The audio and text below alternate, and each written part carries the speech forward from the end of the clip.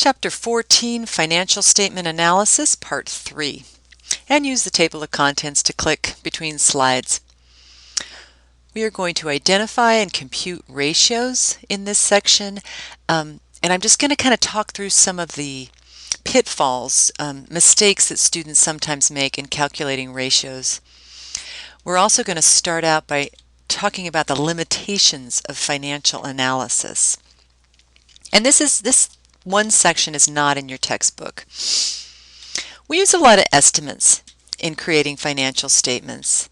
If you think about estimates that we've used, allowance for uncollectible accounts, we have estimated what percent of our receivables are uncollectible.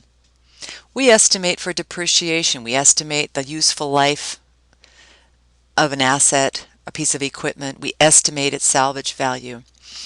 We estimate our warranties, and we estimate what we think we're going to lose for a contingency situation. And even though when you start out in accounting and in Accounting 201, accounting seems so simple and clear, black and white, there's always one answer. When you get into Accounting 202, you realize there are a tremendous amount of estimates. And so to the extent that these estimates are inaccurate, the ratios and percentages that are based on these numbers will also be inaccurate. Traditional financial statements are based on historic cost. And as we found in Chapter 12, certain assets such as investments, trading securities, available for sale securities are not treated at cost but at fair market value. But most items on the financial statements are based on historic cost. If you bought a piece of property in downtown Bellevue in 1950, it would be sitting on your balance sheet at its historic cost. Land is not adjusted for market increases. So, as you compare financial data from period to period, it won't necessarily reflect inflation or deflation. It will be rendered invalid by significant inflation or deflation. I'm sorry, said that backwards. If you're comparing two financial statements, one from one company, JCPenney's, with another company, Nordstrom, one company may use different accounting methods. One company may use FIFO for inventory, first in, first out. Another company in the same industry may use LIFO, last in, first out. If inventory is a big part of the balance sheet, the current ratios are going to be hard to be compared because the calculation of inventory will be different.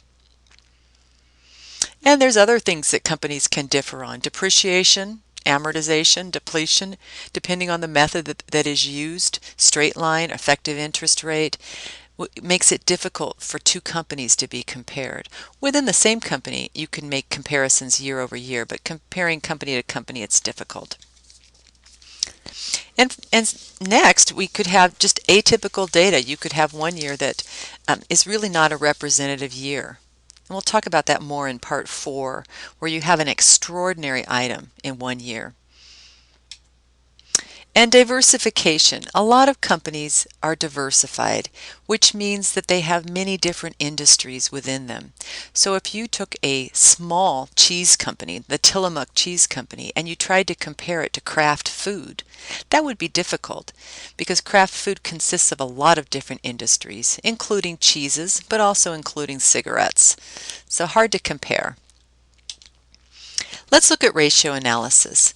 We have three major types of ratios: liquidity ratios, profitability ratios, and solvency ratios.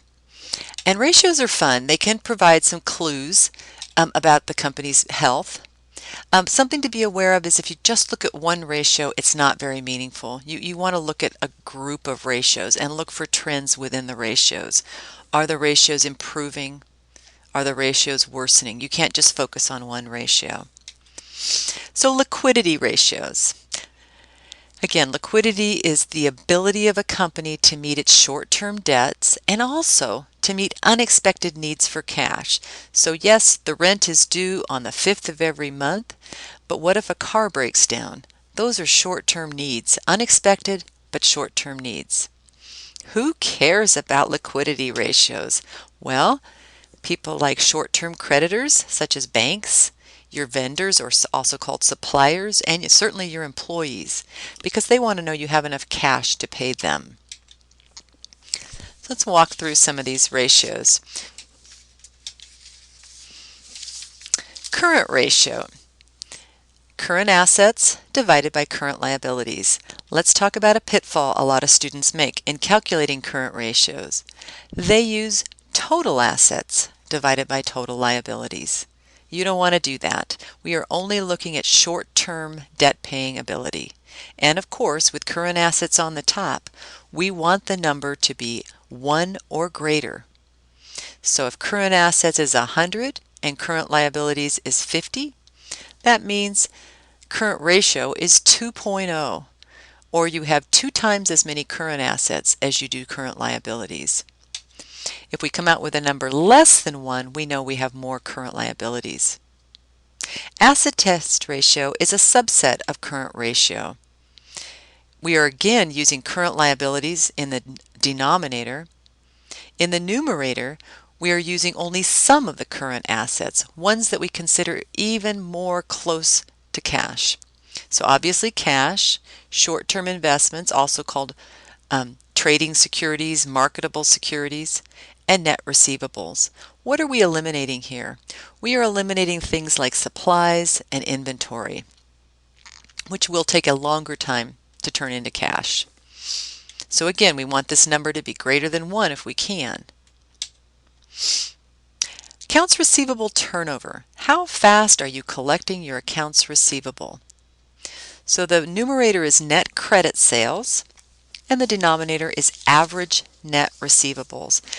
Now you're going to see this average number show up in a lot of different ratios. How do we calculate averages? Well, in a balance sheet, you take the current year plus the previous year, and you divide by 2. The current year plus the previous year, and divide by 2. So the total in this, let's back up to receivables turnover. Whatever this number is, maybe it's 4, maybe it's 5, maybe it's 12, you're going to take that result and divide it into 365. And that's going to give you the days of accounts receivable, or the average collection period, also called the average collection period. So we know from most invoices in America that typical collection period is about 30 days, or rather the typical terms are about 30 days. This tells us what is actually happening. And so you can look at a company that's struggling, and you'll notice often that the average collection period might be 60 days. They're having trouble collecting their receivables, and this would be a red flag, also called a warning sign about the company. What we just did for accounts receivable, we're also going to do for inventory. We take cost of goods sold divided by average inventory. Average inventory is the current year inventory plus the previous year inventory divided by 2. Where do we find cost of goods sold? And in the previous calculation, where do you find net sales? Both of those numbers come from the income statement. Average accounts receivable is calculated using accounts receivable, which comes from the balance sheet. Average inventory is calculated based on inventory, which is in the balance sheet. We're going to take this number, whatever it is. Let's say the number comes out to 12.